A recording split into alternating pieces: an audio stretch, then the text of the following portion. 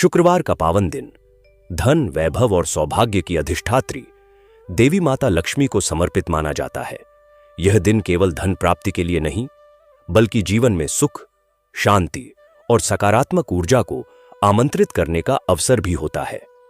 ऐसा विश्वास है कि जो व्यक्ति इस दिन सच्चे मन से माता लक्ष्मी का स्मरण करता है, उसके जीवन से दरिद्रता, दुख और नकारात्मकता दूर होने लगती है। माता लक्ष्मी केवल बाहरी संपत्ति ही नहीं देती, बल्कि वह आंतरिक समृद्धि, संतोष और शुभता का भी आशीर्वाद प्रदान करती है। इसीलिए इस पावन अवसर पर हमें अपने मन, वचन और कर्म को शुद्ध रखते हुए माता का ध्यान करना चाहिए, ताकि उनकी कृपा हमारे जीवन में स्थायी रूप से बनी रहे। तो आइए श्रद्धा और विश्वास के साथ इस दिव्य कथा और महिमा का श्रवण करें और माता लक्ष्मी की कृपा प्राप्त करें। यह कथा उस प्राचीन काल की है जब धरती पर राजाओं का शासन हुआ करता था और प्रजा अपने राजा को ईश्वर का प्रतिनिधि मानती थी। उसी समय एक अत्यंत समृद्ध और वैभवशाली राज्य था, जिसका नाम था लक्ष्मीपुर। यह राज्य धन, अन्न और सुख समृद्धि से परिपूर्ण था, परंतु समय के साथ इसकी चमक के पीछे एक कड़वी सच्चाई छिपी हुई थी। इस राज्य पर पीढ़ियों से एक ही राजवंश का शासन चला आ रहा था। वर्तमान शासक का नाम था महाराज धनवीर। जब महाराज धनवीर का जन्म हुआ था, तब राजज्योतिषियों ने यह भविष्यवाणी की थी कि यह बालक मां लक्ष्मी का विशेष प्रिय होगा और राज्य को अपार धन समृद्धि प्रदान करेगा। प्रारंभ में ऐसा प्रतीत भी हुआ, क्योंकि उनके शासन के आरंभिक वर्षों में राज्य में खूब धन बरसा, व्यापार बढ़ा और महल खजानों से भर गए। परंतु धीरे धीरे इस धन ने उनके हृदय को कठोर बना दिया। उनका स्वभाव घमंडी, निर्दयी और स्वार्थी होता चला गया। वे धन को ही सबसे बड़ा धर्म मानते थे और प्रजा को केवल अपनी संपत्ति बढ़ाने का साधन समझते थे। गरीबों पर अत्यधिक कर लगाया जाता और बदले में उन्हें न तो सुरक्षा मिलती, न सम्मान। महल की दीवारें सोने से मढ़ी हुई थीं, द्वारों पर हीरे मोती जड़े हुए थे और राजकोष में इतना धन था कि गिनती करते करते मनुष्य थक जाए, पर धन की गिनती न खत्म हो। परंतु यह सब वैभव किसका था? यह वैभव उन लाखों किसानों, बुनकरों, कारीगरों और मजदूरों के खून पसीने से बना था, जो दिन रात परिश्रम करते और अपनी कमाई का बड़ा हिस्सा राज्य के खजाने में भर देते थे। राजा धनवीर के मंत्री भी उन्हीं जैसे थे, लोभी, चापलूस और निर्दयी। जो मंत्री कुछ सच बोलने की कोशिश करता, उसे या तो दरबार से निकाल दिया जाता या फिर उसे इतना डरा धमका दिया जाता कि वह चुप हो जाता। राजा का एक प्रधानमंत्री था, जिसका नाम था काल भैरव। यह व्यक्ति बाहर से बहुत विद्वान और शिष्ट दिखता था, पर भीतर से वह एक काले नाग से भी अधिक विषैला था। काल भैरव हमेशा राजा के कानों में ऐसी बातें डालता रहता, जिससे राजा और अधिक अत्याचारी बनता जाए, क्योंकि जितना राजा का अत्याचार बढ़ता, उतना ही काल भैरव का प्रभाव और धन भी बढ़ता। वह राजा को यह समझाता रहता, महाराज, प्रजा को थोड़ा दबाकर रखना आवश्यक है, नहीं तो वे सिर पर चढ़ जाती है। जब तक भूखा पेट है, वे काम करते रहेंगे। जब पेट भर जाए तो आलस आ जाता है। और राजा इन बातों को सुनकर हंसता और अधिक कर लगाने का आदेश दे देता। इस प्रकार लक्ष्मीपुर राज्य की बाहरी चमक दमक के पीछे एक ऐसा अंधकार पल रहा था, जो धीरे धीरे पूरे राज्य को अपनी गिरफ्त में लेने लगा था। खेतों में फसल कम होने लगी, पशु बीमार पड़ने लगे, व्यापारी दूसरे राज्यों की ओर पलायन करने लगे। पर राजा धनवीर को इससे कोई फर्क नहीं पड़ता था। उन्हें तो बस अपने खजाने की चिंता थी। लक्ष्मीपुर राज्य में कुल 40 गांव थे। उन्हीं में से एक छोटा सा गांव था कमलापुर। यह गांव साधनों में भले ही गरीब था, पर वहां के लोग सच्चे, मेहनती और श्रद्धालु थे। गांव के बीचों बीच एक छोटा सा मंदिर था, जहां मां लक्ष्मी की एक पुरानी प्रतिमा स्थापित थी। कहते हैं कि यह प्रतिमा सैकड़ों वर्ष पुरानी थी और इसे गांव के पूर्वजों ने किसी सिद्ध महात्मा से प्राप्त किया था। उस प्रतिमा की आंखें इतनी जीवंत लगती थीं, मानो मां स्वयं उस पाषाण में विराजमान हो और अपने भक्तों को देख रही हो। हर शुक्रवार को पूरे गांव में मां लक्ष्मी की पूजा होती। लोग अपनी सामर्थ्य अनुसार दीप जलाकर माता का आशीर्वाद मांगते। कोई घी का दीपक जलाता, कोई तेल का, और जिसके पास कुछ भी न हो, वह एक कच्ची मिट्टी की दिया बनाकर उसमें थोड़ा सा तेल डालकर जला देता। मां के लिए भाव सबसे बड़ी पूजा थी, यह बात उस गांव का बच्चा बच्चा जानता था। इसी गांव में एक निर्धन परिवार रहता था, जिसका घर गांव के पूर्वी छोर पर था। टूटी फूटी झोपड़ी में उनका जीवन कठिनाई से चलता था।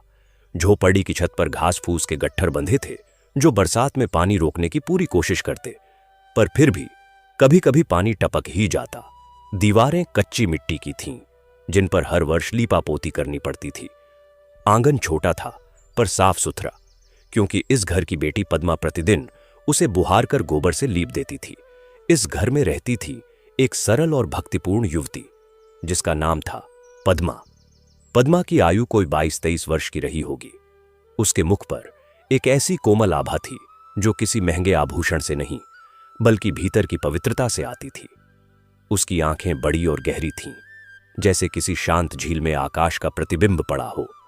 उसके बाल काले और घने थे, जिन्हें वह हमेशा साधारण तरीके से बांध कर रखती थी।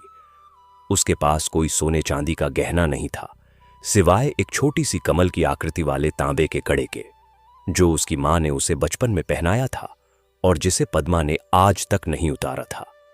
पद्मा मां लक्ष्मी की अनन्य भक्त थी। उसका अटूट विश्वास था कि सच्चे मन से की गई पूजा कभी व्यर्थ नहीं जाती। यह विश्वास उसे कहां से मिला था? यह विश्वास उसे मिला था उसकी दादी मां से, जो अब इस दुनिया में नहीं थी।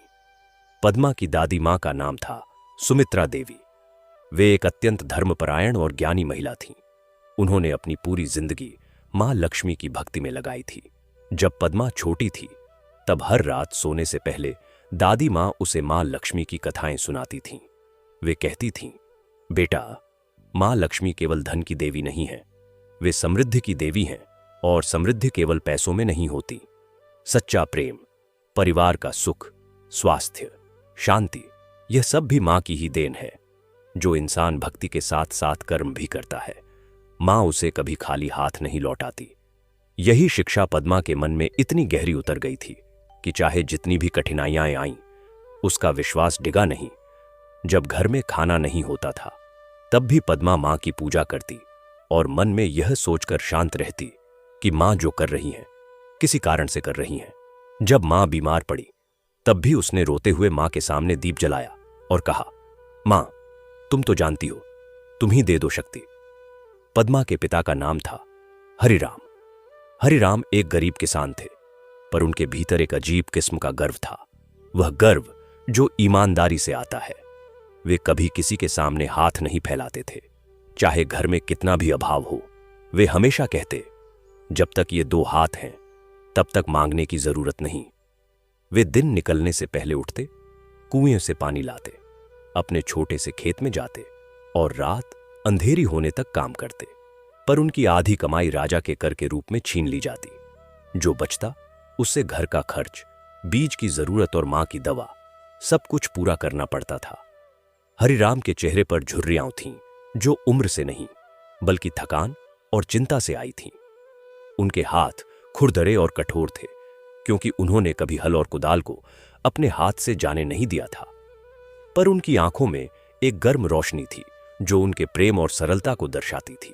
वे जब भी पद्मा को पूजा करते देखते, तो उनके मुख पर एक गर्वीली मुस्कान आ जाती और वे मन ही मन सोचते, इस बच्ची ने अपनी दादी का रूप लिया है। पद्मा की माता का नाम था गौरी देवी। गौरी देवी कई महीनों से एक अज्ञात बीमारी से ग्रस्त थीं। उनका शरीर दिन प्रतिदिन कमजोर होता जा रहा था। वैद्य ने कुछ जड़ी बूटियां दी थीं, पर उनकी कीमत इतनी अधिक थी कि हर बार खरीद पाना संभव नहीं होता था। गौरी देवी को पता था कि उनकी बीमारी पर कितना पैसा खर्च हो रहा है, और यह सोच सोचकर उन्हें और अधिक तकलीफ होती थी। वे अक्सर पद्मा से कहती, बेटा, मेरी चिंता मत करो, खुद का ध्यान रखो। पर पद्मा हंसकर कहती, मां, तुम्हारी सेवा करना मेरा धर्म है। मां लक्ष्मी देखती हैं सब। गौरी देवी एक समय में बहुत सुंदर और स्वस्थ महिला थीं। गांव में उनकी सुंदरता की चर्चा होती थी, परंतु वर्षों की कठिनाइयों और बीमारी ने उनके शरीर को क्षीण कर दिया था। फिर भी उनकी आंखों में एक दिव्य शांति थी, जो देखने वाले को आश्वस्त कर देती थी। वे जब भी पद्मा को पूजा करते देखती, तो उनकी आंखों में आंसू आ जाते, पर वे आंसू दुख के नहीं, गर्व और श्रद्धा के होते। पद्मा के 2 भाई थे। बड़े भाई का नाम था मोहन, जिसकी आयु 27 वर्ष थी। मोहन बलिष्ठ और मेहनती था। उसके चौड़े कंधे और मजबूत भुजाएं बताती थीं कि उसने जीवन में कठिन परिश्रम किया है। उसके चेहरे पर एक शांत गंभीरता थी और वह बहुत कम बोलता था, पर जब बोलता था तो उसकी बात में वजन होता था। मोहन को अपनी बहन पद्मा से बहुत प्रेम था। वह हमेशा कहता, पद्मा, तू जो मांग लक्ष्मी से करती है वह जरूर पूरी होगी। तेरी भक्ति झूठी नहीं हो सकती। छोटे भाई का नाम था सोहन, जिसकी आयु 20 वर्ष थी। सोहन कुछ चंचल और बोलने में तेज था। उसकी आंखों में एक जिज्ञासा और उत्साह था जो उसकी उम्र के अनुरूप था। वह हमेशा कहता, एक दिन मैं इतना कमाऊंगा कि मां को कोई तकलीफ नहीं होगी, पिताजी को खेत में नहीं जाना पड़ेगा और दीदी के लिए सोने के गहने लाऊंगा। पद्मा उसकी यह बातें सुनकर प्यार से उसके सिर पर हाथ फेरती और कहती, पहले मां की दवा के पैसे लाना, गहनों की जरूरत नहीं। दोनों भाई पास के एक न्यायप्रिय राज्य में जाकर मजदूरी करते थे, जिसका नाम था सुवर्णपुर। वहां के राजा का नाम था महाराज सत्यधर्म, जो अपने नाम के अनुरूप ही न्यायप्रिय और प्रजावत्सल थे। उनके राज्य में मजदूर को उचित मजदूरी मिलती थी, किसान को उचित मूल्य मिलता था और कोई भी नागरिक भूखा नहीं सोता था। इसीलिए लक्ष्मीपुर के कई युवक वहां जाकर काम करते थे। दोनों भाई हर महीने कुछ धन लेकर आते और उसी से घर का गुजारा चलता और मां का इलाज होता।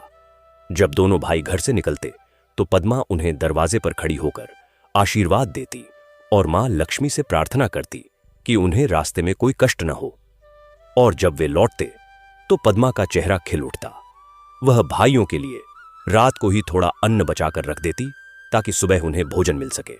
एक शुक्रवार की प्रातःकाल, जब आकाश अभी सोने और नारंगी रंग का था और पक्षी अपने गीत गा रहे थे, पद्मा उठी।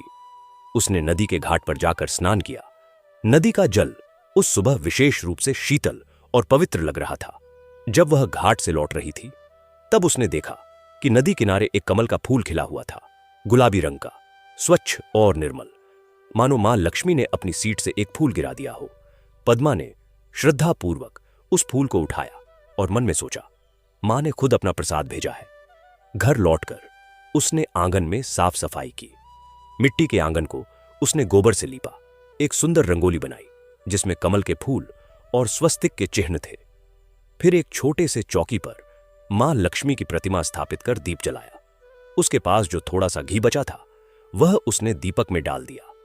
नदी से लाए कमल के फूल को मां के चरणों में रखा। पास में थोड़े से चावल रखे जो उसने प्रसाद के रूप में चढ़ाए।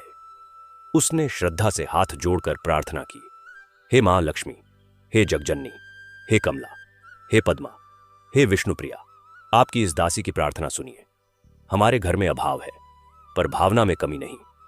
मां बीमार हैं, पिताजी थके हुए हैं, भाई परदेश में हैं। हे मां, हमारे घर में सुख और शांति बनाए रखिए। हमें इस कठिन समय से उबारिए। मां की बीमारी दूर करो, पिताजी को शक्ति दो, भाइयों की रक्षा करो।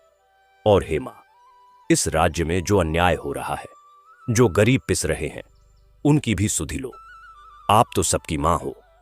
इतना कहकर पद्मा की आंखों से आंसू बह निकले। वे आंसू केवल दुख के नहीं थे, उनमें समर्पण था, विश्वास था और एक अजीब सी शांति भी थी। उसी समय एक वृद्ध स्त्री भिक्षा मांगते हुए उसके द्वार पर आई। वह स्त्री अत्यंत वृद्ध थी, इतनी वृद्ध कि उसकी आयु का अनुमान लगाना कठिन था। उसके बाल श्वेत थे, चेहरे पर असंख्य झुर्रियां थीं, पर उसकी आंखें असाधारण थीं। उनमें एक गहरी चमक थी जो किसी साधारण वृद्ध महिला की आंखों में नहीं होती। वह वृद्ध स्त्री हाथ में एक टूटी हुई छड़ी लिए हुए थी और उसके वस्त्र जीर्ण शीर्ण थे। उसने कहा, बेटी, बहुत दिनों से कुछ नहीं खाया, क्या तू मुझे थोड़ा अन्न और जल दे सकती है? पद्मा के घर में उस दिन बहुत कम अन्न था। सुबह से किसी ने कुछ नहीं खाया था, न पद्मा ने न उसके पिता ने। मां के लिए थोड़ा सा खिचड़ी बनाने के लिए चावल रखे थे, पर पद्मा ने बिना एक पल के विचार किए उस वृद्ध स्त्री को वहीं थोड़े से चावल और जल दे दिया। उसके मन में केवल सेवा और श्रद्धा थी।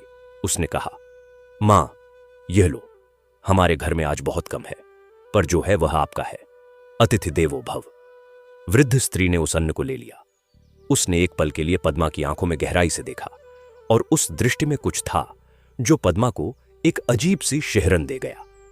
वृद्ध स्त्री ने कहा, बेटी, तेरी भक्ति सच्ची है, मां ने सुन ली है, पर जो परीक्षा आने वाली है उससे डरना मत। अंधेरा कितना भी गहरा हो, मां का दीपक कभी नहीं बुझता।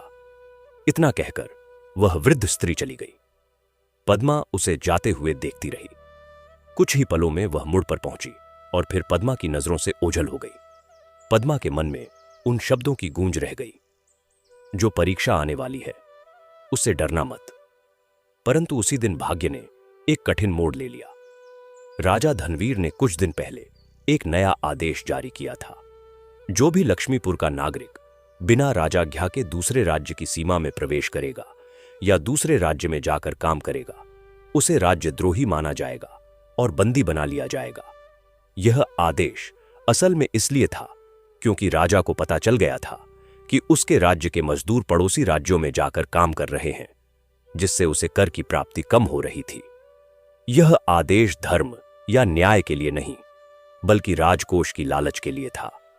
राजा के सिपाहियों ने पद्मा के दोनों भाइयों को उस दिन सुवर्णपुर की सीमा के निकट पकड़ लिया। मोहन और सोहन उस समय अपने मासिक वेतन लेकर घर लौट रहे थे।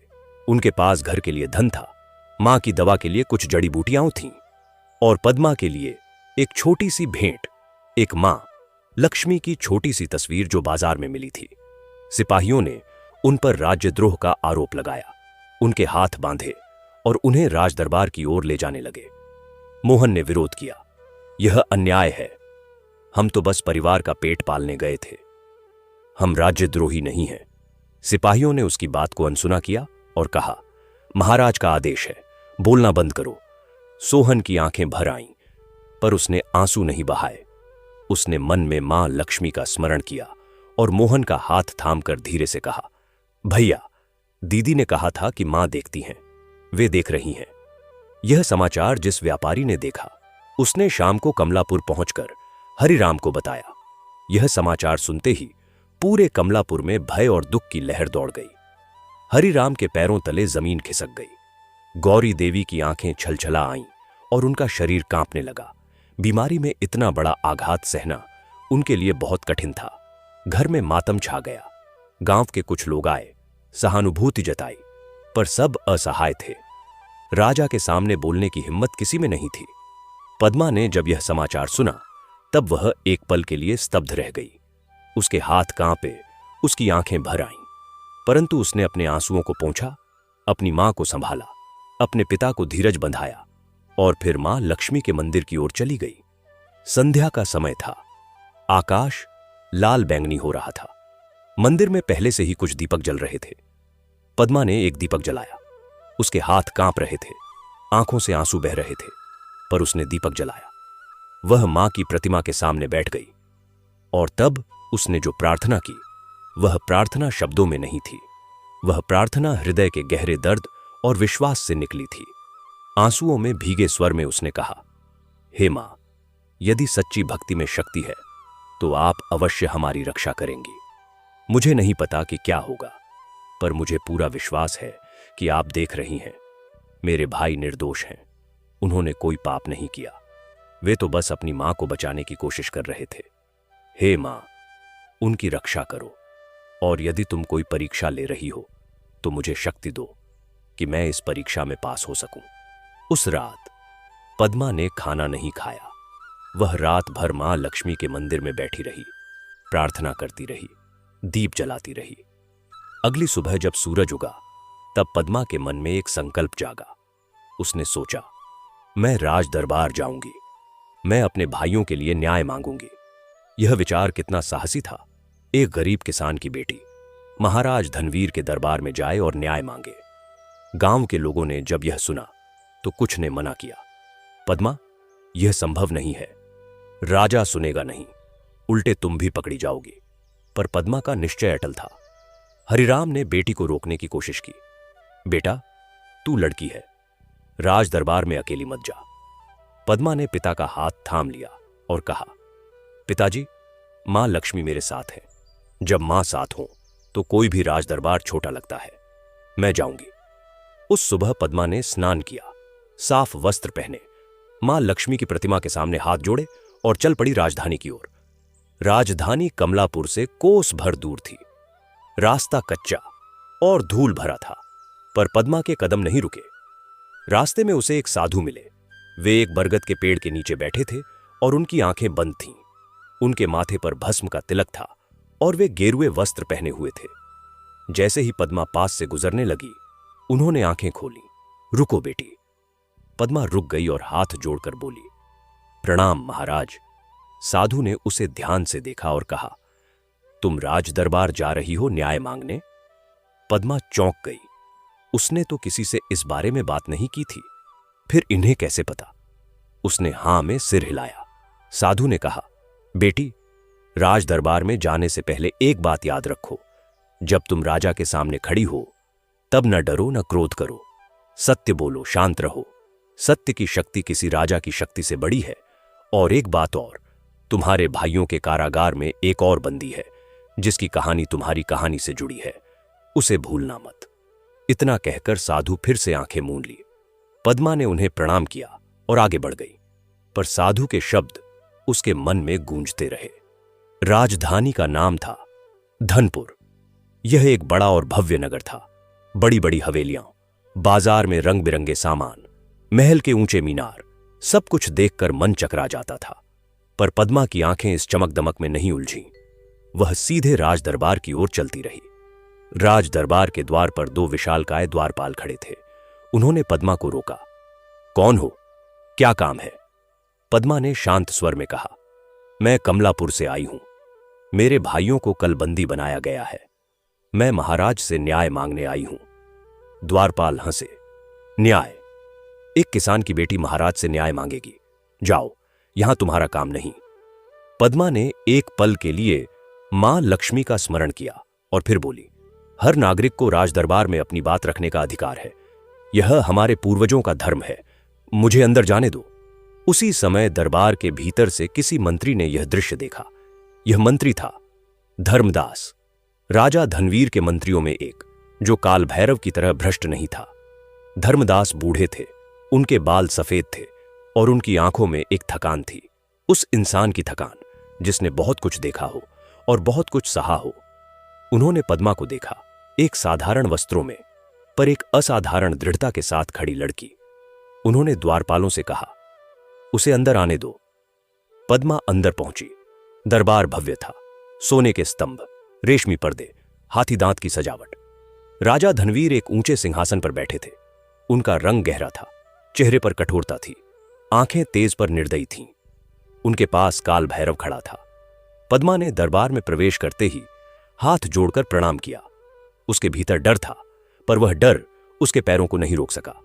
राजा ने उसे देखा और भौंचक होकर पूछा, कौन हो तुम? यहां क्यों आई हो?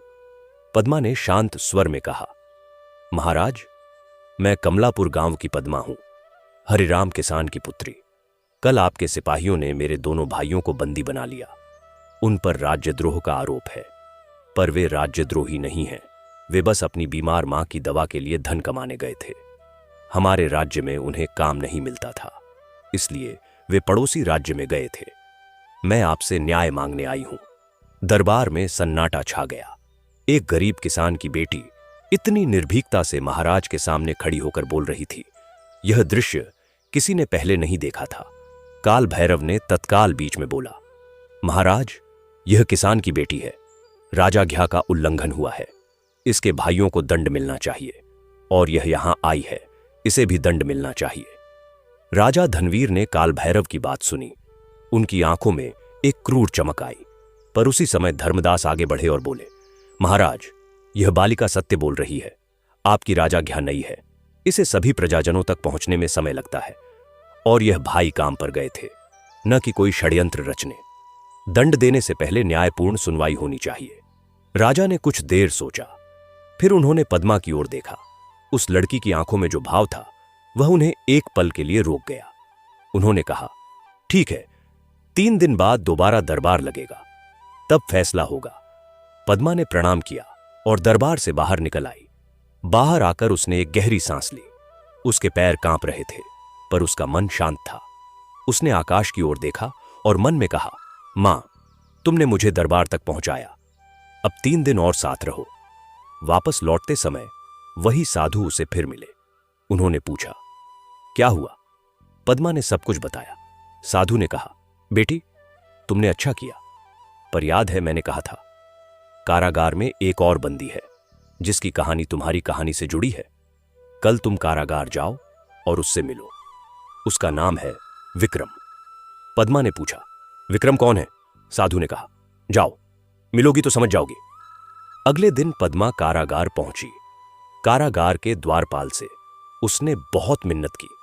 अंत में उसे अंदर जाने दिया गया, केवल कुछ पल के लिए।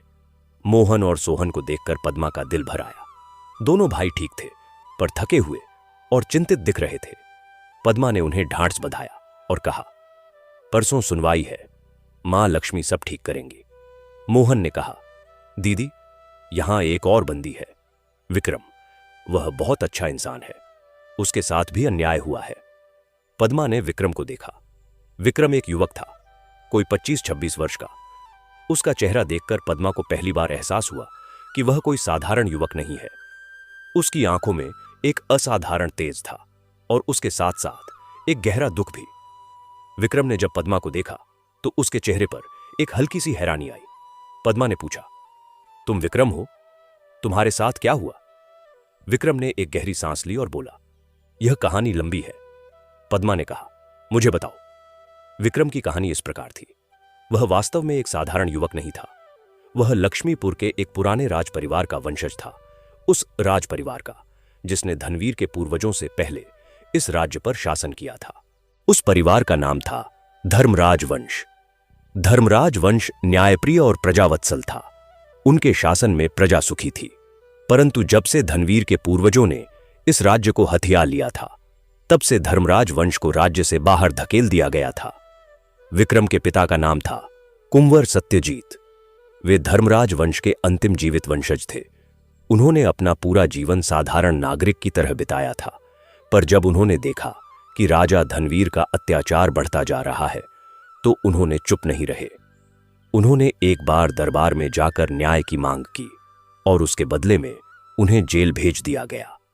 कारागार में ही उनकी मृत्यु हो गई। विक्रम तब बहुत छोटा था। वह किसी तरह बच गया। उसे एक ब्राह्मण परिवार ने पाला। उसने बड़ा होकर शिक्षा प्राप्त की, राजनीति और धर्मशास्त्र का अध्ययन किया, और जब उसे लगा कि वह परिपक्व हो गया है, तो वह लक्ष्मीपुर लौट आया, यह देखने के लिए कि क्या वह अपने पिता के अधूरे काम को पूरा कर सकता है। विक्रम ने राज्य में घूम घूम कर प्रजा की दशा देखी। वह गांव-गांव गया, लोगों से मिला, उनका दुख सुना। उसने यह जानने की कोशिश की कि राजा धनवीर के खिलाफ प्रजा में कितना असंतोष है। काल भैरव के जासूसों ने विक्रम की गतिविधियों को देखा और उसे राजद्रोही षड्यंत्रकारी घोषित करके बंदी बना लिया। यह कहानी सुनकर पद्मा की आंखें भर आईं। उसने कहा, तुम्हारे साथ बहुत अन्याय हुआ है। विक्रम ने कहा, अन्याय तो सब पर हो रहा है, तुम्हारे भाइयों के साथ भी और इस पूरी प्रजा के साथ भी। पद्मा ने पूछा, परसों सुनवाई है, क्या तुम भी सुनवाई के लिए कह सकते हो? विक्रम ने हां में सिर हिलाया। उसकी आंखों में एक नई चमक आई। पद्मा वापस लौट गई। उस रात वह फिर से मां लक्ष्मी के मंदिर में गई।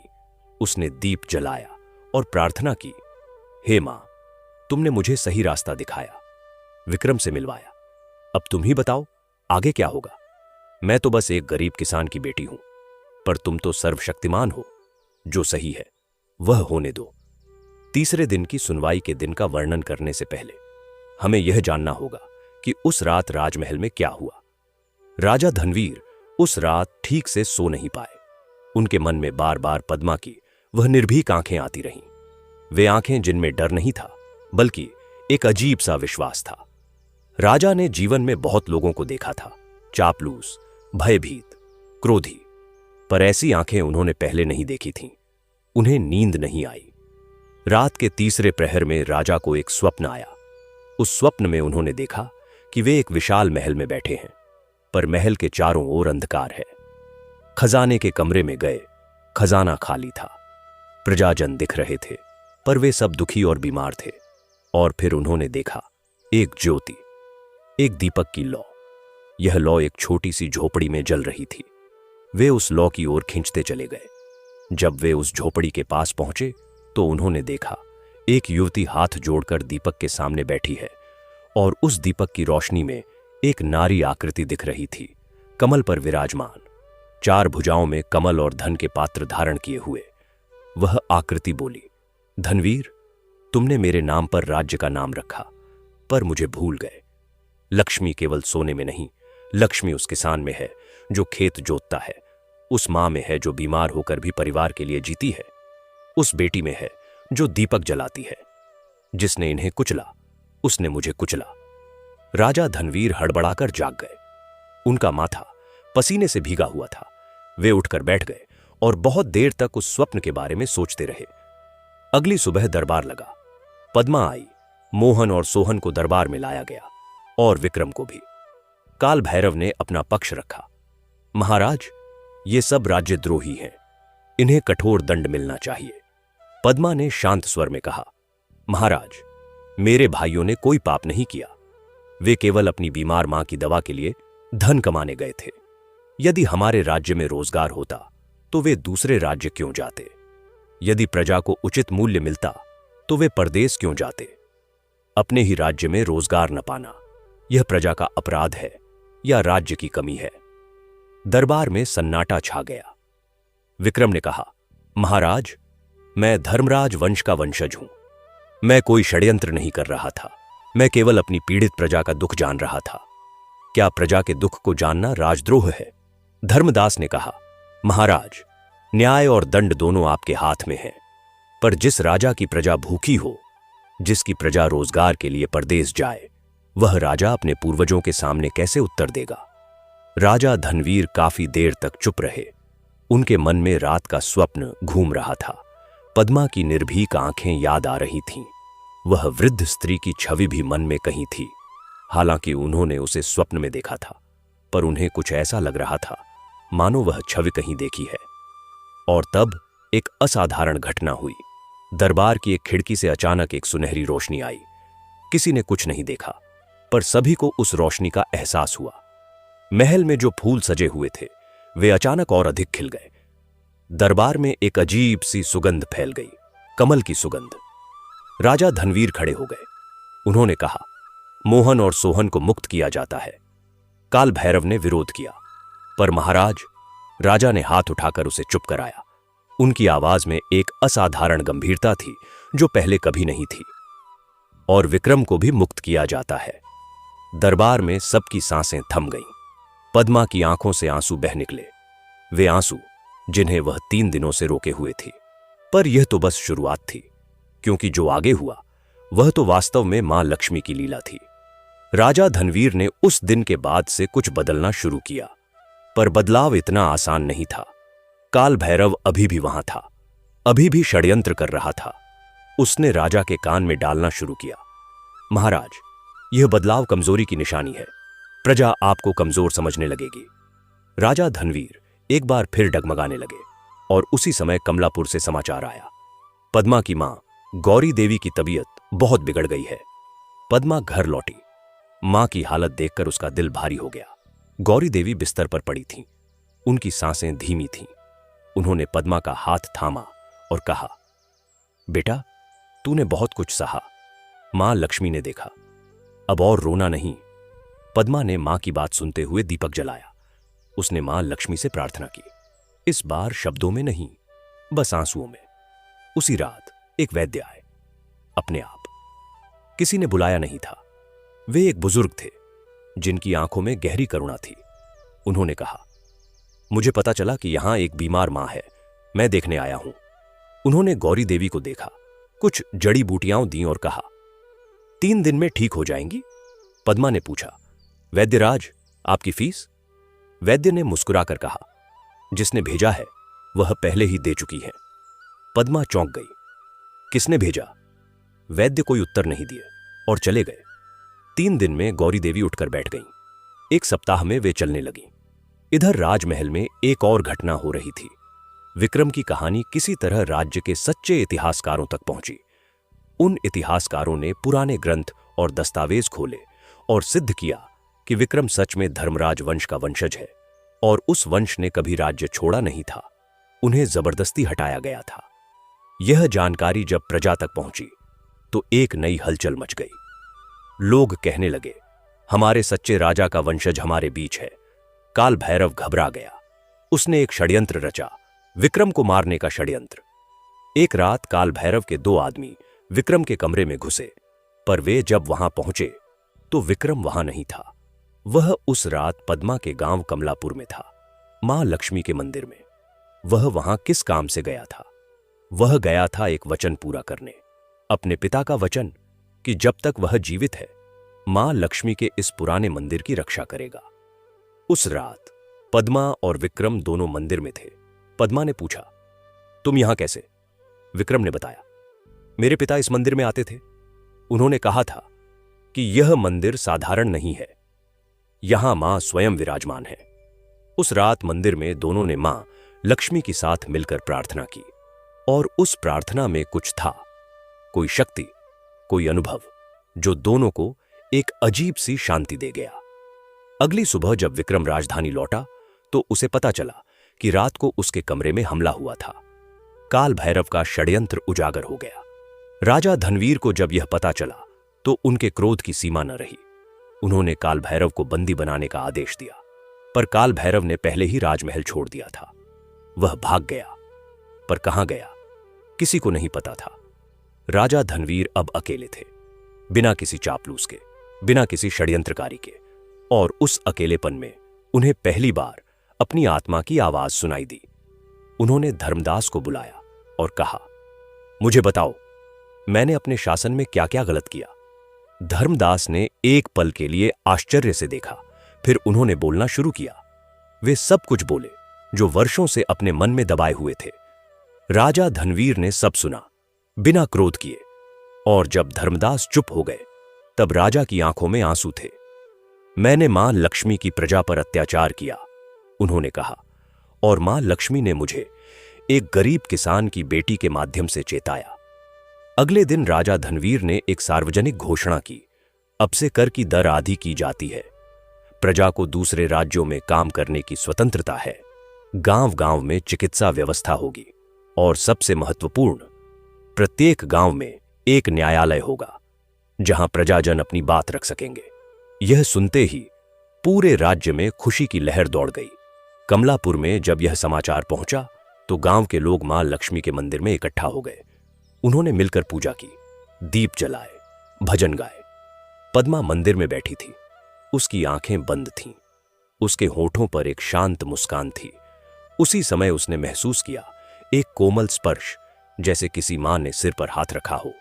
उसने आंखें खोली, कोई नहीं था, पर मंदिर में एक असाधारण प्रकाश था, और उस प्रकाश में मां की प्रतिमा पहले से अधिक जीवंत लग रही थी। पद्मा ने हाथ जोड़े और कहा, मां, तुमने सुना। और तब कुछ ऐसा हुआ जो उस गांव के लोग आज तक याद करते हैं। मंदिर के शिखर पर एकाएक कमल के फूल खिल गए, बिना किसी पौधे के, बिना किसी बेल के, मानो आकाश से गिरे हों। पूरा गांव स्तब्ध रह गया। मां लक्ष्मी ने अपनी उपस्थिति का संकेत दिया था। इसके बाद के दिनों में और भी बहुत कुछ हुआ जो इस कथा को पूरी तरह समृद्ध बनाता है। विक्रम और पद्मा के बीच एक गहरा आदर और मित्रता विकसित हुई। विक्रम ने पद्मा से कहा, तुम्हारी भक्ति और साहस ने जो किया वह कोई सेना नहीं कर सकती थी। पद्मा ने कहा, मैंने कुछ नहीं किया, मां ने सब किया। राजा धनवीर ने विक्रम को राज्य का मुख्य न्याय मंत्री नियुक्त किया, धर्मदास को प्रधानमंत्री बनाया, और उन्होंने एक वचन लिया कि प्रत्येक वर्ष शुक्रवार को वे स्वयं मां लक्ष्मी के मंदिर में जाकर पूजा करेंगे, उसी मंदिर में जहां एक गरीब किसान की बेटी ने दीपक जलाकर उन्हें रास्ता दिखाया था। हरिराम का परिवार अब पहले से बेहतर था। गौरी देवी पूरी तरह स्वस्थ हो गई थीं। मोहन और सोहन अब लक्ष्मीपुर में ही काम कर पा रहे थे, क्योंकि राज्य में नए व्यापार और रोजगार खुल रहे थे। हरिराम के खेत में इस वर्ष पहले से अधिक फसल हुई, और पद्मा वहीं रही, सरल, भक्तिपूर्ण, अपनी दिनचर्या में लीन। वह अब भी हर शुक्रवार को दीपक जलाती थी। वह अब भी उसी टूटी फूटी झोपड़ी में रहती थी। हालांकि अब झोपड़ी की मरम्मत हो गई थी, छत में नया घास फूस डला था, पर उसकी भक्ति में कोई बदलाव नहीं आया था। एक दिन गांव की एक बूढ़ी औरत ने पद्मा से पूछा, बेटी, जब इतना सब हो गया, जब राजा ने न्याय किया, जब मां ठीक हो गई, जब भाई आ गए, तब भी तू उतनी ही सीधी सादी है, मन में कोई गर्व नहीं? पद्मा ने मुस्कुराकर कहा, मां, गर्व किस बात का? यह सब मां लक्ष्मी ने किया, मैंने तो बस दीपक जलाया था। बूढ़ी औरत की आंखें भर आईं और इस कथा का अंतिम मोड़ तब आया जब काल भैरव, जो राज्य से भाग गया था, वापस लौटा। वह एक रात अंधेरे में लौटा। उसके मन में बदले की आग थी। उसने सोचा था कि वह पद्मा को नुकसान पहुंचाएगा, क्योंकि पद्मा ही वह धुरी थी जिसने सब कुछ बदल दिया था। काल भैरव अपने कुछ आदमियों के साथ कमलापुर पहुंचा। वह पद्मा के घर की ओर बढ़ा, पर उस रात कुछ असाधारण था। जैसे ही वे कमलापुर की सीमा में घुसे, उन्हें रास्ता नहीं मिला। हर गली एक ही जगह पर आकर खत्म हो जाती थी। वे गोल गोल चक्कर काटते रहे घंटों। काल भैरव के आदमी डर गए। उन्होंने कहा, सरदार, यह गांव जादुई है, यहां से चलते हैं। काल भैरव ने माना नहीं। वह आगे बढ़ता रहा और तब उसने देखा मंदिर में एक दीपक जल रहा था। उस दीपक की रोशनी इतनी तेज थी कि आधा गांव रोशन हो गया था। उस रोशनी में काल भैरव को कुछ दिखा, एक आकृति। वह आकृति न डरावनी थी न क्रोधी, वह बस थी शांत, स्थिर, ज्योतिर्मय। काल भैरव अपनी जगह पर रुक गया। उसके पैर नहीं उठे, उसके हाथ कांपने लगे। और तब उसके भीतर से एक आवाज आई, या शायद वह उसकी अपनी ही आत्मा की आवाज थी। तूने जीवन में केवल लिया है, कभी दिया नहीं। तूने मां की प्रजा को कुचला। अब वापस जा और जो कर सके सुधार ले। काल भैरव के घुटने टिक गए। वह रो पड़ा, उस रुदन से जो वर्षों के पाप और कठोरता के बाद पहली बार किसी के मुख से निकलता है। अगले दिन सुबह काल भैरव राज दरबार के सामने खड़ा था, हाथ बंधे हुए, सिर झुका हुआ। उसने कहा, मैं अपने किए की सजा भोगने आया हूं। राजा धनवीर ने धर्मदास और विक्रम से परामर्श किया। विक्रम ने कहा, जो पश्चाताप करे उसे दंड देना न्याय नहीं, क्रोध है। उसे ऐसा काम दे जिससे उसके पाप का प्रायश्चित हो। राजा ने काल भैरव को आदेश दिया, तुम अगले 10 वर्षों तक राज्य के उन गांवों में सेवा करोगे जो सबसे गरीब हैं। वहां जाकर विद्यालय बनाओ, कुएं खुदवाओ, लोगों की मदद करो, यही तुम्हारी सजा है। काल भैरव ने माथा टेका और चल पड़ा। इस तरह लक्ष्मीपुर राज्य में एक नया युग शुरू हुआ, न केवल बाहरी समृद्धि बल्कि आत्मिक समृद्धि का युग। और इस परिवर्तन की नींव में थी एक गरीब किसान की बेटी का जलाया हुआ दीपक। मां लक्ष्मी की जय कथा में एक सीख थी जो उस युग से लेकर आज तक चली आ रही है। मां लक्ष्मी को केवल सोने चांदी से नहीं पाया जाता, उन्हें पाया जाता है सच्ची भक्ति से, निस्वार्थ सेवा से और उस दीपक की लौ से जो अंधेरे में भी नहीं बुझती। जो मनुष्य अपने मन में यह दीपक जलाए रखता है, मां उसके द्वार से कभी नहीं जाती। बोलो, मां लक्ष्मी की जय, कमला माता की जय, पद्मावती माता की जय। अब आगे दूसरी कथा आरंभ होती है। यह कथा उस काल की है जब द्वापर युग अपनी संध्या की ओर बढ़ रहा था, जब महाभारत का युद्ध समाप्त हो चुका था और पांडव राज्य कर रहे थे, पर संसार पर एक अदृश्य छाया मंडरा रही थी। उस काल में भगवान विष्णु क्षीर सागर में विश्राम कर रहे थे और मां लक्ष्मी उनकी सेवा में थी। पर मां का हृदय सदा धरती की ओर खींचता रहता था, उन भक्तों की ओर जो उन्हें पुकारते थे।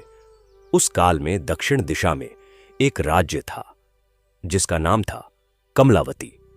यह राज्य नदियों और वनों से घिरा हुआ था। यहां का राजा था वीरसेन, एक वीर साहसी और धर्मनिष्ठ राजा। परंतु उसके राज्य में एक संकट था। राज्य में पिछले 3 वर्षों से वर्षा नहीं हुई थी। नदियां सूख गई थीं, खेत जल गए थे, पशु मर रहे थे, प्रजा भूख और प्यास से व्याकुल थी। राजा वीरसेन ने सब कुछ किया, यज्ञ करवाए, ऋषियों को बुलाया, दान दिया, पर वर्षा नहीं हुई। तब एक महात्मा ने कहा, राजन, यह वर्षा का अभाव किसी प्राकृतिक कारण से नहीं है, यह एक शाप का परिणाम है। कैसा शाप? राजा ने पूछा। महात्मा ने बताया, बहुत वर्षों पहले आपके पूर्वज ने एक भक्तिन के साथ अन्याय किया था। उस भक्तिन की पूजा को अपमानित किया था। तब उस भक्तिन ने कहा था, जिस राज्य में भक्ति का अपमान होगा वहां मां लक्ष्मी की कृपा नहीं रहेगी। वही शाप आज फलित हो रहा है। राजा वीरसेन का मन व्याकुल हो गया। उन्होंने पूछा, इस शाप से मुक्ति कैसे होगी? महात्मा ने कहा, जब इस राज्य में कोई सच्चा भक्त मां लक्ष्मी की पूजा करेगा, बिना किसी स्वार्थ के, बिना किसी मांग के, केवल प्रेम से, तब मां प्रसन्न होंगी और शाप समाप्त होगा। पर ऐसा भक्त कहां मिलेगा? यही प्रश्न राजा के मन में था। इसी राज्य में एक छोटे से गांव सरस्वतीपुर में एक परिवार रहता था। इस परिवार में एक वृद्ध विधवा थीं, जिनका नाम था शांति देवी। उनके पुत्र की मृत्यु कुछ वर्षों पहले हो गई थी। उनकी पुत्रवधू का नाम था सुलोचना और उनकी एक पोती थी, छोटी सी, 7-8 वर्ष की, जिसका नाम था तुलसी। तुलसी असाधारण बालिका थी। उसे बचपन से ही भक्ति में रुचि थी। जब दूसरे बच्चे खेलते, तब वह मंदिर में बैठकर मां की मूर्ति को देखती रहती। जब भूख लगती तो वह पहले मां को भोग लगाती और तब खाती। सूखे के उन दिनों में जब घर में अनाज नहीं था, तब शांति देवी ने कहा, तुलसी, आज पूजा नहीं होगी, कुछ है ही नहीं चढ़ाने को। तुलसी ने कहा, दादी, मां को फूल तो चढ़ा सकते हैं ना, फूल तो जंगल में है। शांति देवी की आंखें भर आईं। तुलसी जंगल में गई। सूखे में भी उसे एक जगह एक छोटी सी झाड़ी पर पीले फूल मिले। वह उन्हें चुनकर लाई और मां को चढ़ाया। और उस रात, उस सूखी तपती रात में आकाश में बादल आए। पहले एक बादल, फिर 2, फिर धीरे धीरे पूरा आसमान ढक गया और तब बरसात हुई। पहली बूंद जब धरती पर गिरी तो तुलसी बाहर खड़ी थी और उसके चेहरे पर बारिश की बूंदें और आंसू मिलकर बह रहे थे। उसने कहा, मां, तुमने सुना? यह बात राजा वीरसेन तक पहुंची। उन्होंने एक 7-8 साल की बच्ची की निस्वार्थ भक्ति ने वर्षों का शाप तोड़ दिया। यह जानकर उनका सिर झुक गया। वे स्वयं उस गांव में गए। तुलसी को देखा, एक साधारण बालिका, सूखे में भी मुस्कुराती हुई। उन्होंने पूछा, बेटी, तुमने क्या मांगा था मां से? तुलसी ने भोले मन से कहा, कुछ नहीं महाराज, बस यही कि मां खुश रहें। राजा वीरसेन आंसू रोक नहीं पाए। उन्होंने उस गांव में एक सुंदर मां लक्ष्मी का मंदिर बनवाया। उस मंदिर का नाम रखा तुलसी लक्ष्मी मंदिर। और वहां एक परंपरा शुरू हुई। प्रत्येक वर्ष वर्षा ऋतु के पहले दिन एक बच्ची को मां के सामने फूल चढ़ाने की जिम्मेदारी दी जाती। यह परंपरा पीढ़ियों तक चली, क्योंकि मां लक्ष्मी ने सिद्ध कर दिया था, निस्वार्थ भक्ति, चाहे वह एक बच्ची की हो, संसार को बदल सकती है। बोलो, जगत जननी मां लक्ष्मी की जय, वर्षा की देवी मां की जय, भक्त वत्सला मां की जय। अब तीसरी कथा। यह कथा और भी प्राचीन है। यह उस समय की है जब देवता और मनुष्य एक दूसरे से अधिक निकट थे। जब अर्षियों के आश्रम में देवता विचरण करते थे और कभी कभी किसी भक्त के द्वार पर स्वयं मां आ जाती थीं। उस काल में हिमालय की तलहटी में एक छोटा सा नगर था, मंदाकिनी नगर।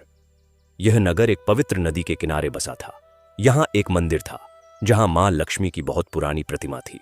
कहते थे कि यह प्रतिमा स्वयंभू थी, यानी किसी ने बनाई नहीं थी, अपने आप प्रकट हुई थी। इस नगर में एक साहूकार रहता था जिसका नाम था धनपत।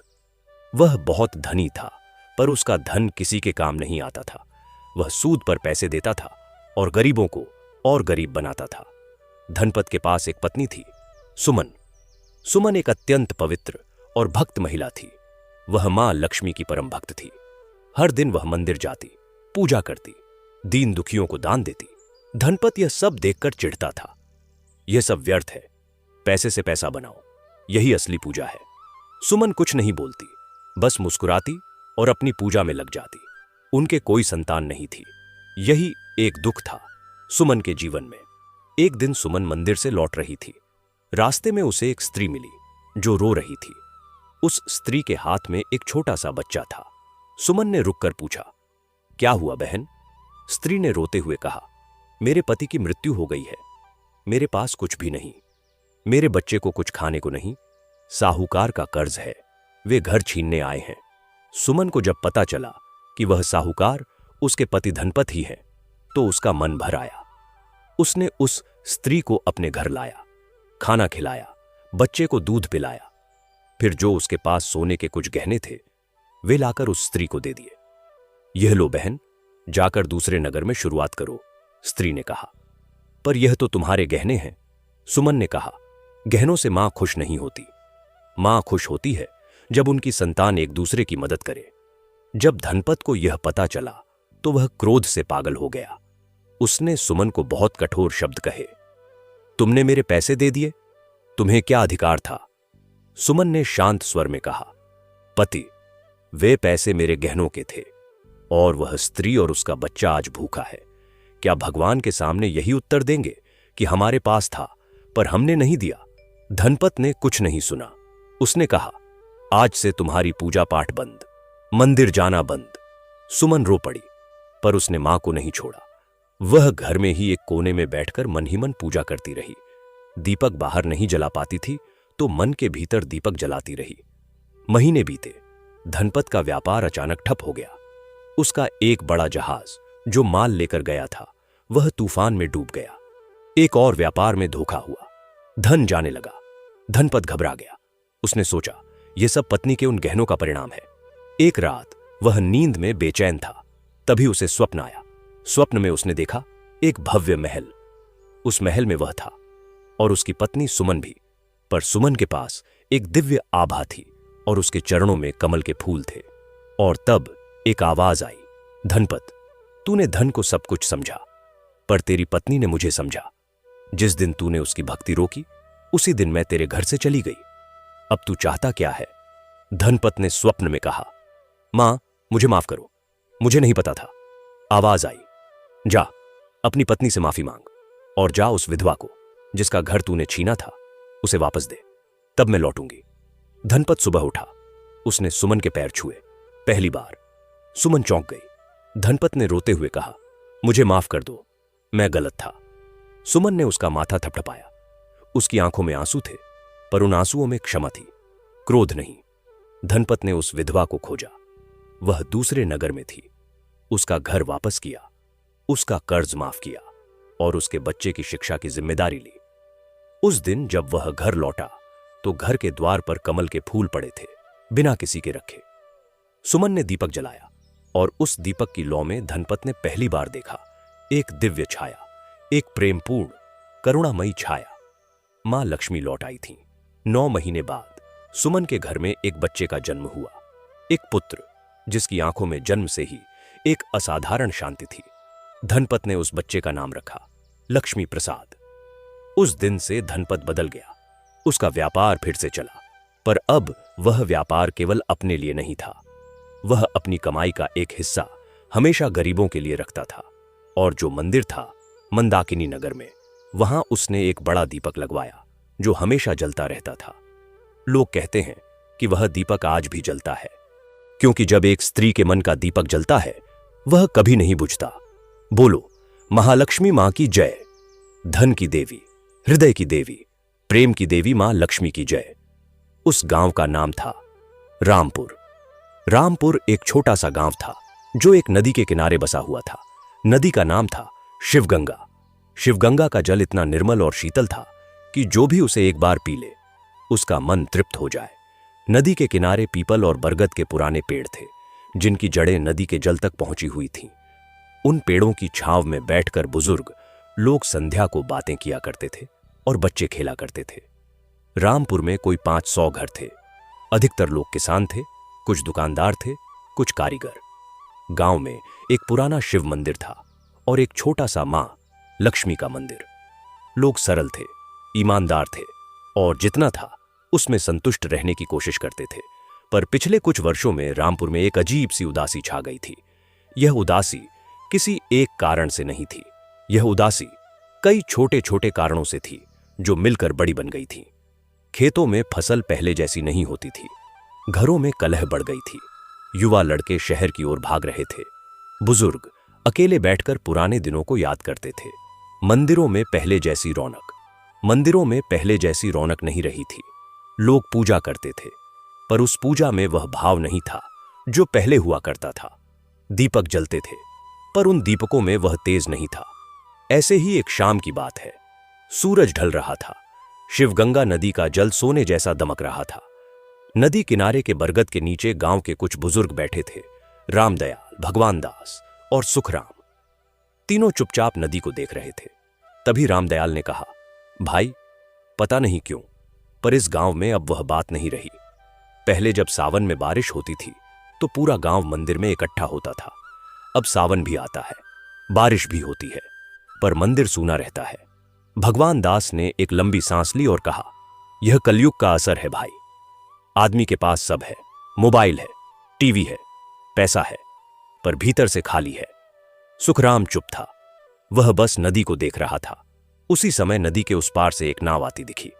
नाव पर एक व्यक्ति था, वृद्ध, गेरुए वस्त्र पहने हुए, हाथ में एक कमंडल और कंधे पर एक झोला। उनके बाल और दाढ़ी श्वेत थे। उनका चेहरा ऐसा था जैसे किसी पहाड़ ने मनुष्य का रूप ले लिया हो, शांत, गंभीर, पर उसमें एक गर्माहट भी थी। नाव किनारे लगी। वह वृद्ध महात्मा उतरे और बरगद के पेड़ के नीचे आकर बैठ गए। तीनों बुजुर्गों ने उठकर प्रणाम किया। महात्मा ने मुस्कुराकर आशीर्वाद दिया और कहा, राम राम भाइयों। रामदयाल ने पूछा, बाबा कहां से आ रहे हैं, कहां जाना है? महात्मा ने कहा, कहां से आता हूं यह तो पता नहीं, पर जहां जरूरत होती है वहां पहुंच जाता हूं। लगता है यहां जरूरत है। सुखराम ने पहली बार मुंह खोला। बाबा आप ठीक कह रहे हैं, इस गांव को किसी की बहुत जरूरत है। महात्मा ने उसकी आंखों में देखा और कहा, कहो क्या बात है? और तीनों बुजुर्गों ने जो वर्षों से मन में था वह सब उस महात्मा के सामने कह दिया। महात्मा सब सुनते रहे। उन्होंने बीच में कोई सवाल नहीं किया, कोई टिप्पणी नहीं की, बस सुनते रहे, उस तरह जैसे एक मां अपने बच्चे की बात सुनती है। जब तीनों चुप हो गए तो महात्मा ने कहा, कल सुबह नदी किनारे आओ और अपने गांव के जितने लोग आ सकें उन्हें भी लाओ। मेरे पास एक कथा है जो इस गांव के लिए है। अगली सुबह खबर पूरे गांव में फैल गई कि एक महान बाबा आए हैं और वे कथा सुनाएंगे। लोग कुतूहल से आए, कुछ श्रद्धा से आए, कुछ केवल देखने के लिए आए। बच्चे दौड़ते हुए आए, महिलाएं थालियों में फूल और दीपक लेकर आईं। नदी किनारे बरगद के नीचे एक आसन बिछाया गया। महात्मा उस पर बैठ गए। उनके सामने सैकड़ों लोग बैठ गए। महात्मा ने एक पल के लिए आंखें बंद कीं। उनके होठों पर मंत्र था। फिर उन्होंने आंखें खोलीं और बोले, राम राम, जय मां लक्ष्मी। सबने दोहराया, जय मां लक्ष्मी। महात्मा ने कहा, आज मैं तुम्हें एक कथा सुनाऊंगा। यह कथा पुरानी है, बहुत पुरानी, पर इसकी बात आज भी उतनी ही सच है जितनी उस दिन थी। ध्यान से सुनो। यह कथा केवल कानों से नहीं, हृदय से सुनने की है। पूरी भीड़ एकदम शांत हो गई। शिवगंगा नदी की कलकल आवाज और पक्षियों का चहचहाना, बस यही सुनाई दे रहा था। और तब महात्मा ने कहना शुरू किया, यह कथा है भगत राम किशन की। भाइयों और बहनों सुनो, यह कथा उस काल की है जब हमारे इस देश में अंग्रेजों का शासन था। जब एक ओर राजनेता आजादी की लड़ाई लड़ रहे थे, दूसरी ओर आम आदमी अपनी रोजाना की लड़ाई लड़ रहा था। पेट की लड़ाई, इज्जत की लड़ाई, जिंदगी की लड़ाई। उन दिनों उत्तर प्रदेश के एक जिले में एक गांव था। गांव का नाम था हरिपुर। यह गांव गंगा मैया के किनारे बसा था। गांव में कोई 200 घर थे। ज्यादातर लोग खेती करते थे, कुछ लोग बुनाई करते थे। इसी गांव में एक परिवार रहता था। परिवार के मुखिया का नाम था रामकिशन। रामकिशन एक साधारण किसान थे। उनके पास थोड़ी सी जमीन थी, एक जोड़ी बैल था, एक छोटी सी टूटी फूटी छत वाली कोठरी थी। घर में थीं उनकी पत्नी जानकी देवी, 3 बच्चे, 2 बेटे रामू और श्यामू और एक बेटी जिसका नाम था गंगा। रामकिशन में एक खूबी थी, वे मां लक्ष्मी के परम भक्त थे। यह भक्ति उन्हें विरासत में मिली थी अपने पिता से और उनके पिता को उनके पिता से। कहते हैं कि उनके परदादा एक महान भक्त थे जिनके द्वार पर मां स्वयं एक बार पधारी थीं। रामकिशन प्रतिदिन सुबह उठते, अभी अंधेरा रहता था, चिड़ियाओं भी नहीं जागी होती थीं, और गंगा में स्नान करके आते। फिर घर में मां लक्ष्मी की पूजा करते। उनके पास सोने चांदी की मूर्ति नहीं थी, एक मिट्टी की मूर्ति थी जिसे उनकी मां ने बनाया था, गोल मटोल, थोड़ी टेढ़ी मेढ़ी, पर उस मूर्ति में एक ऐसी जीवंतता थी जो किसी भी सोने की मूर्ति में नहीं होती। रामकिशन उस मूर्ति के सामने बैठकर घी का दीपक जलाते, चाहे घर में कितना भी अभाव हो, दीपक के लिए थोड़ा सा घी हमेशा बचाकर रखते। फिर वे भजन गाते। उनकी आवाज सुरीली नहीं थी, पर उनके भजन में एक ऐसा दर्द और प्रेम था जो सुनने वाले की आंखों में आंसू ला देता था। उनका सबसे प्रिय भजन था, मां तेरे दर पर आया हूं, खाली झोली लाया हूं, भर दे मां, भर दे मां, तेरे दर से खाली न जाऊं। यह भजन सुनकर उनकी पत्नी जानकी देवी की आंखें भर जाती थीं। वह भी मां की भक्त थीं, अपने पति जैसी नहीं, उससे भी अधिक। कहते हैं कि जानकी देवी ने कभी झूठ नहीं बोला, कभी किसी का बुरा नहीं चाहा और कभी किसी के द्वार से भूखे को खाली नहीं लौटाया। महात्मा ने यहां एक पल रुककर अपने श्रोताओं को देखा। सभी एकदम शांत थे, बच्चे भी, बुजुर्ग भी। महिलाएं आंचल से मुंह ढांपे चुपचाप सुन रही थीं। महात्मा ने आगे कहा, भाइयों, यहां एक बात ध्यान देने वाली है। रामकिशन गरीब थे, पर उनके घर में एक संपन्नता थी जो धन से नहीं आती। वह संपन्नता थी भाव की, प्रेम की, और इसी भाव की संपन्नता मां लक्ष्मी को सबसे अधिक प्रिय है। मां लक्ष्मी धन की देवी हैं, यह सच है, पर वे केवल उनके घर जाती हैं जहां उनका स्वागत होता है, और स्वागत केवल सोने की थाली से नहीं होता। स्वागत होता है उस प्रेम से जो हृदय में हो। एक बुजुर्ग ने पूछा, बाबा, पर हम तो पूजा करते हैं, फिर भी मां हमारे घर क्यों नहीं आती? महात्मा ने मुस्कुराकर कहा, यही तो इस कथा में है, ध्यान से सुनो। और उन्होंने फिर शुरू किया। रामकिशन के जीवन में सब ठीक ठाक था, न बहुत सुख न बहुत दुख। पर एक वर्ष ऐसा आया जब एक के बाद एक मुसीबतें आने लगीं। पहले उनके एक बैल की मृत्यु हो गई। बैल बीमार हुआ। रामकिशन ने वैद्य को बुलाया, दवा दी, रात रात भर जागकर उसकी देखभाल की, पर बैल बचा नहीं। एक बैल के साथ खेत जोतना बहुत कठिन था। दूसरी मुसीबत आई। उस वर्ष फसल बहुत कम हुई। बारिश जब आनी चाहिए थी तब नहीं आई, और जब नहीं आनी चाहिए थी तब ऐसी बाढ़ आई कि आधी फसल नदी में बह गई। तीसरी मुसीबत, जो थोड़ी बहुत फसल बची थी, वह जमींदार के आदमियों ने इस बहाने उठा ली कि रामकिशन पर पुराना लगान बाकी था। घर में अनाज नहीं, पैसे नहीं, और ऊपर से जानकी देवी बीमार पड़ गईं। रामकिशन टूट गए। एक रात वे मां लक्ष्मी की मूर्ति के सामने बैठे थे। दीपक जल रहा था, पर उस रात वे भजन नहीं गा सके, बस बैठे रहे चुपचाप। बहुत देर बाद उनकी आंखों से आंसू बहने लगे। उन्होंने कहा, मां, मैंने कभी कुछ मांगा नहीं, पर आज मांग रहा हूं, मेरी जानकी को ठीक कर दो, बच्चों को भूखा मत रखो, बस इतना। और तब उन्होंने जो किया वह इस कथा का सबसे महत्वपूर्ण क्षण है। उन्होंने घर के उस संदूक को खोला जिसमें उनकी थोड़ी सी बचत थी। वह बचत जो उन्होंने अपनी बेटी गंगा के विवाह के लिए सालों साल करके जमा की थी।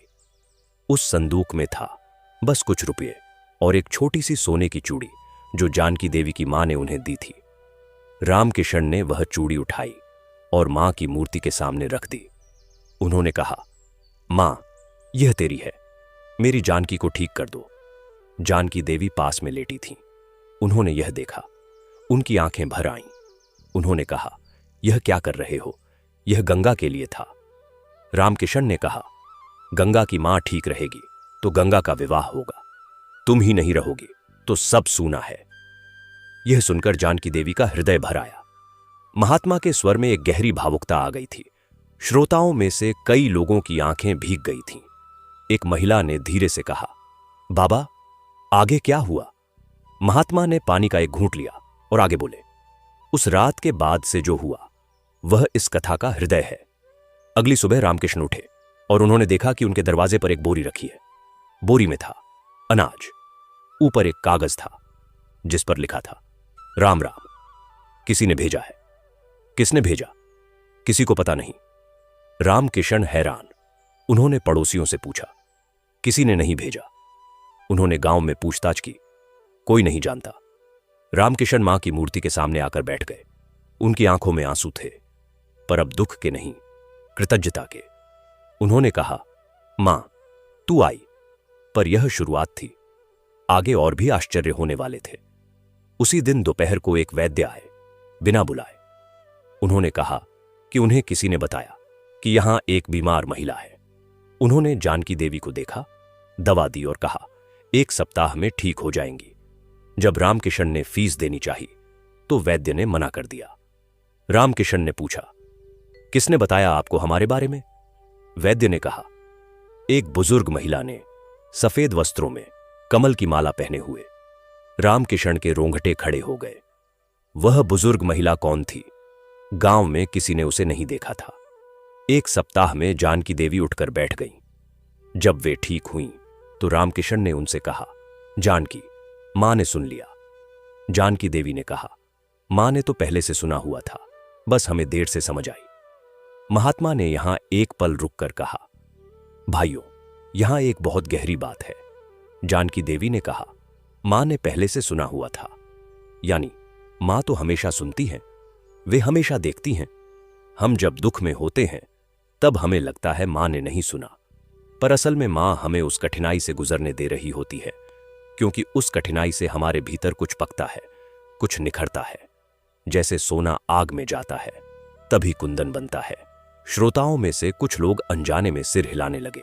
महात्मा ने आगे कहा, अब इस कथा में एक नया मोड़ आता है। रामकिशन के गांव हरिपुर में एक और आदमी था जिसका नाम था मोतीलाल। मोतीलाल एक छोटे मोटे व्यापारी थे। उनके पास रामकिशन से थोड़ा अधिक था। एक पक्का मकान था, एक छोटी सी दुकान थी और एक भैंस थी। मोतीलाल भी मां लक्ष्मी की पूजा करते थे, पर उनकी पूजा और रामकिशन की पूजा में एक बड़ा फर्क था। रामकिशन की पूजा में मांग नहीं थी, केवल प्रेम था। मोतीलाल की पूजा में प्रेम कम था, मांग ज्यादा थी। मोतीलाल हर दिन मां से कहते, मां, और धन दो, और व्यापार दो, और मकान बड़ा करवा दो, और बेटे को नौकरी लगवा दो। मांग बुरी नहीं है, मां से मांगना बुरा नहीं है, पर जब पूजा केवल लेन देन बन जाए, मैं यह दूंगा, तू वह दे, तब वह पूजा नहीं, सौदा है। मोतीलाल जब यह सुना कि रामकिशन के घर बिना किसी के अनाज आया, वैद्य आया, तो वे जलन से भर गए। उन्होंने सोचा, मैं तो बड़ी पूजा करता हूं, मैं तो ज्यादा चढ़ावा चढ़ाता हूं, फिर मां उस रामकिशन पर क्यों मेहरबान है। मोतीलाल रामकिशन के पास गए और व्यंग्य से कहा, क्यों भाई, सुना है तुम्हारे घर मां ने चमत्कार किया। रामकिशन ने शांत स्वर में कहा, चमत्कार तो मां करती ही है, पर वे कहां करती हैं यह मैं नहीं जानता। मोतीलाल ने कहा, देखते हैं, कल मैं बड़ी पूजा करूंगा, 100 दीपक जलाऊंगा, बड़ा भोग लगाऊंगा, देखता हूं मां मुझ पर कब मेहरबान होती हैं। रामकिशन कुछ नहीं बोले। अगले दिन मोतीलाल ने सच में बड़ी पूजा की, 100 दीपक जलाए, असली घी के, महंगा भोग लगाया, पंडित बुलाए, बहुत धूमधाम से पूजा हुई। पर उस पूजा में एक चीज नहीं थी, भाव। पूजा के बाद मोतीलाल बैठे रहे, इंतजार करते रहे कि मां का कोई संकेत आएगा, कोई चमत्कार होगा। कुछ नहीं हुआ। मोतीलाल क्रोधित हो गए। उन्होंने कहा, मां तुम भी अमीरों के साथ हो, गरीब रामकिशन पर मेहरबान हो, मुझ पर नहीं।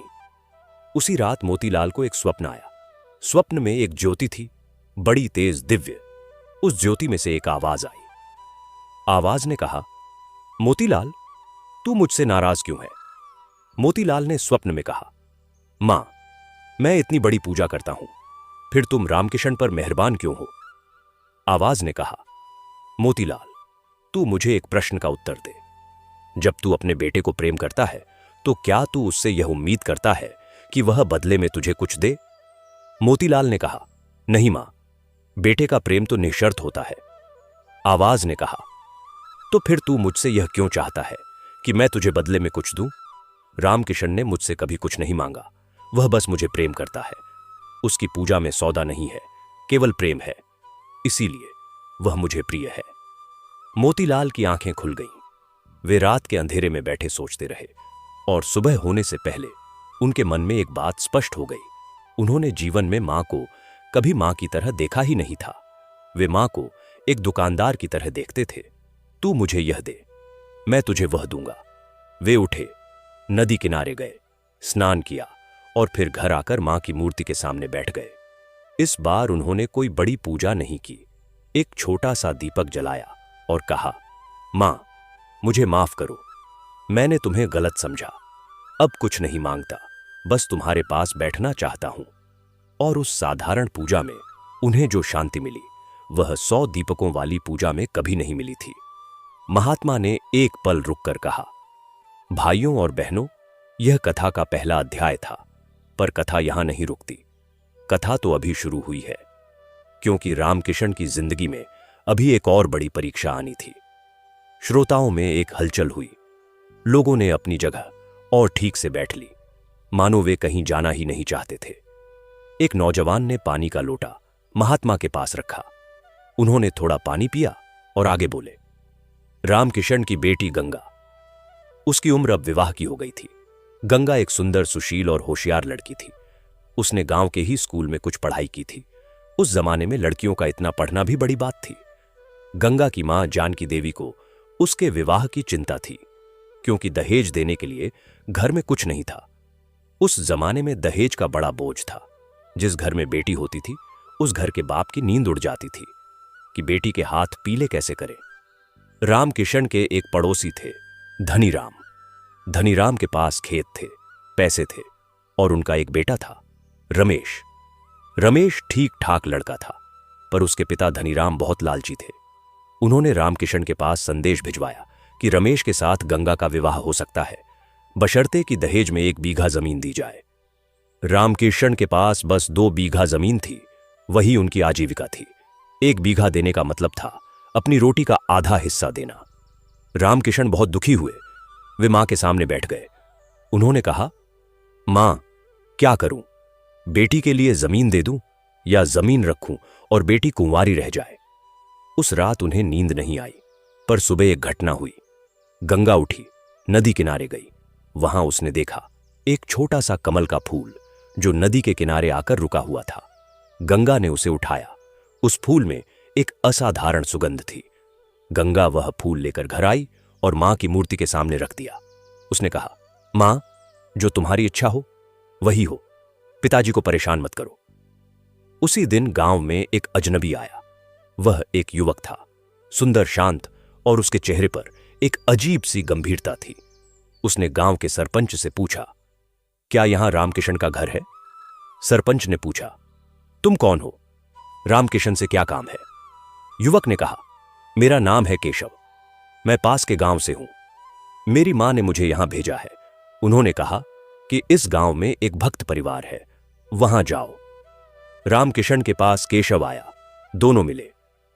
केशव एक किसान का बेटा था, पर उसने पढ़ाई की थी और वह अब एक सरकारी दफ्तर में काम करता था।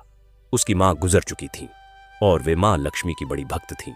मरने से पहले उन्होंने कहा था, बेटा, जब बहू लाना तो किसी भक्त घर से लाना। केशव ने रामकिशन के घर में एक दिन बिताया। उसने गंगा को देखा, उसकी सादगी देखी, उसकी भक्ति देखी और वह तय कर आया, वह गंगा से विवाह करेगा। दहेज में उसने कुछ नहीं मांगा। रामकिशन की आंखें भर आईं। उन्होंने मां की मूर्ति की ओर देखा। जानकी देवी ने धीरे से कहा। मां ने सुन लिया। महात्मा यहां रुके। उनकी आंखें भी नम थीं। उन्होंने कहा, भाइयों, देखो, रामकिशन ने कभी यह नहीं मांगा था कि बेटी के लिए बिना दहेज के वर मिले। उन्होंने तो बस मां के सामने अपना दुख रखा था और मां ने सब सुन लिया।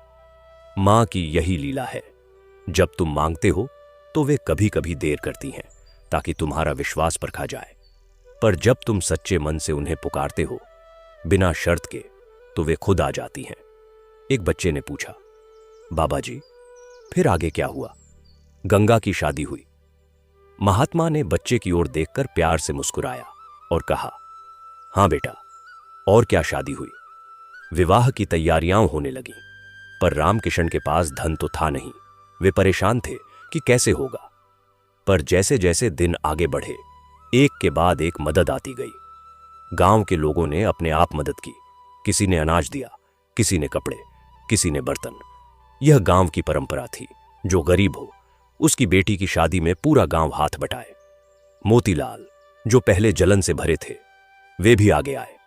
उन्होंने कहा, रामकिशन भाई, जो चाहिए बताओ, मैं हूं। रामकिशन ने उनका हाथ थाम लिया और विवाह के दिन एक और अद्भुत घटना हुई। विवाह के मंडप में जब सब बैठे थे, तब किसी ने देखा, मंदिर में मां लक्ष्मी की मूर्ति के चारों ओर एक सुनहरी आभा है। कुछ लोगों ने सोचा यह दीपक की रोशनी है, पर जो ध्यान से देख रहे थे उन्हें स्पष्ट दिख रहा था, वह रोशनी दीपक से नहीं आ रही थी। रामकिशन ने यह देखा। उनके हाथ जुड़ गए, उनकी आंखों से आंसू बह निकले। जानकी देवी ने उनका हाथ थाम लिया। उस दिन के बाद से रामकिशन के जीवन में एक शांति आ गई। एक ऐसी शांति जो धन से नहीं आती, जो किसी चमत्कार से नहीं आती। वह शांति आती है जब मनुष्य को यह विश्वास हो जाए कि मां उसके साथ है। महात्मा ने कहा, भाइयों, इस कथा में अभी और बहुत कुछ है, पर पहले एक पल रुकते हैं। जरा सोचो, रामकिशन ने क्या किया। उन्होंने एक काम किया जो बहुत कठिन है। उन्होंने कभी भी मां को दोष नहीं दिया। जब बैल मरा, उन्होंने नहीं कहा, मां, तुमने यह क्यों किया। जब फसल गई, उन्होंने नहीं कहा, मां, तुम हो कहां। जब जानकी बीमार पड़ी, उन्होंने नहीं कहा, मां, तुमने मुझे छोड़ दिया। उन्होंने बस कहा, मां, तू है, बस तू है। यही है सच्ची भक्ति। यह नहीं कि जब सब ठीक हो तब पूजा करो और जब मुसीबत आए तो कहो भगवान नहीं है। सच्ची भक्ति वह है जो आग में भी न बुझे। एक मध्यम आयु के व्यक्ति ने पूछा, बाबा जी, पर एक बात पूछूं? कभी कभी लगता है कि हम पूजा करते हैं, भक्ति करते हैं, फिर भी मुसीबतें आती हैं, तो क्या भक्ति का कोई फायदा नहीं? महात्मा ने उसकी ओर देखा और कहा, बहुत अच्छा प्रश्न किया भाई। यही तो असली सवाल है जो हर इंसान के मन में होता है। सुनो, भक्ति मुसीबतों को रोकती नहीं, भक्ति मुसीबतों से लड़ने की शक्ति देती है। एक पेड़ होता है जो तूफान में गिर जाता है और एक पेड़ होता है जो तूफान में झुकता है पर टिका रहता है। दोनों पेड़ों पर तूफान आता है, पर एक की जड़ें गहरी हैं, एक की उथली। भक्ति जड़ें गहरी करती है। जब तूफान आए तो तुम झुकोगे पर टूटोगे नहीं। रामकिशन के जीवन में तूफान आए, पर वे टूटे नहीं, क्योंकि उनकी जड़ें मां लक्ष्मी में थीं और मां ने उन्हें तूफान से नहीं बचाया, पर हर तूफान के बाद उनके साथ खड़ी रहीं। यह सुनकर पूरी भीड़ एकदम शांत हो गई। कुछ लोगों के मन में कुछ हलचल हुई, जैसे कोई पुरानी गांठ खुल रही हो। महात्मा ने कुछ देर चुप रहकर नदी की ओर देखा, फिर बोले, अब कथा के अगले भाग में चलते हैं। रामकिशन के बड़े बेटे रामू और छोटे बेटे श्यामू की भी उम्र हो रही थी। रामू की शादी हो गई। उसकी पत्नी का नाम था सुखिया। सुखिया एक अच्छी बहू थी, मेहनती, शांत और सास ससुर की सेवा करने वाली। श्यामू अभी कुंवारा था। वह थोड़ा नटखट और जिद्दी था, पर दिल का बुरा नहीं था। श्यामू ने एक दिन रामकिशन से कहा, बाबूजी, मैं शहर जाना चाहता हूं। यहां खेती में क्या रखा है, शहर में जाकर कुछ बनूंगा। रामकिशन ने कहा, बेटा, खेती में मां का आशीर्वाद है। जो जमीन से जुड़ा है वह मां से जुड़ा है। श्यामू ने कहा, बाबूजी, यह पुरानी सोच है, अब जमाना बदल गया है। रामकिशन कुछ नहीं बोले। उन्होंने कहा, ठीक है, जाना चाहते हो तो जाओ, पर एक वचन दो, जहां भी रहो शुक्रवार को मां की पूजा जरूर करना। श्यामू ने हंसकर कहा, बाबूजी, यह भी कोई बात है? हां, करूंगा। और श्यामू शहर चला गया। शुरुआत में सब ठीक था। श्यामू को एक दुकान में काम मिल गया। थोड़ा थोड़ा पैसा जमा होने लगा। वह पत्र लिखता था, बाबूजी, सब ठीक है। पर धीरे धीरे श्यामू पर शहर का असर होने लगा। शहर में एक अलग ही दुनिया थी। चमक दमक थी, बड़े बड़े मकान थे, महंगे कपड़े थे। श्यामू के साथ काम करने वाले कुछ लड़के ऐसे थे जो पैसे को ही सब कुछ मानते थे। वे कहते, पूजा पाठ करने से क्या होता है, अपना दिमाग लगाओ, अपनी मेहनत करो, यही असली धर्म है। श्यामू धीरे धीरे इन बातों में आने लगा। उसने पूजा बंद कर दी। शुक्रवार आता जाता, पर उसे याद भी नहीं रहता था। महीनों बाद एक दिन रामकिशन को श्यामू का पत्र आया, बाबूजी, मुझे एक बड़े व्यापार में पैसा लगाने का मौका मिला है। जो गांव में जमीन है उसे बेचकर पैसे भेज दो, मैं दोगुना करके लौट आऊंगा। रामकिशन ने पत्र पढ़ा। उनका मन भारी हो गया। वह जमीन उनके पुरखों की थी। उनके दादा ने, परदादा ने उस जमीन को सींचा था। उस जमीन में केवल मिट्टी नहीं थी, उसमें पीढ़ियों का पसीना था। रामकिशन ने जानकी देवी से पूछा। जानकी देवी ने कहा, जो मां की इच्छा हो। रामकिशन मां की मूर्ति के सामने बैठ गए। उन्होंने कहा, मां, तू ही बता, क्या करूं? उस रात रामकिशन को स्वप्न आया। स्वप्न में उन्होंने देखा, एक खेत है, हरा भरा, लहलहाता हुआ। उस खेत के बीच में एक दीपक जल रहा है और वह दीपक कहता है, इसे मत जाने देना। अगली सुबह रामकिशन ने श्यामू को पत्र लिखा, बेटा, जमीन नहीं बेचूंगा, यह जमीन मां लक्ष्मी की अमानत है, तू वापस आ जा। श्यामू ने पत्र पढ़ा और क्रोधित हो गया। उसने सोचा, बाबूजी पुराने जमाने के हैं, इन्हें क्या पता व्यापार का। उसने जमीन बेचने की बात छोड़ दी, पर खुद उस व्यापार में अपनी सारी बचत लगा दी और वह व्यापार डूब गया। जिन लोगों ने उसे व्यापार में बुलाया था वे धोखेबाज निकले। सारा पैसा गया। श्यामू के पास न नौकरी बची न पैसे। वह अकेला एक किराए के कमरे में बैठा था। उसके पास खाने के लिए भी पैसे नहीं थे। उस रात श्यामू को बाबूजी की बात याद आई, जहां भी रहो शुक्रवार को मां की पूजा जरूर करना।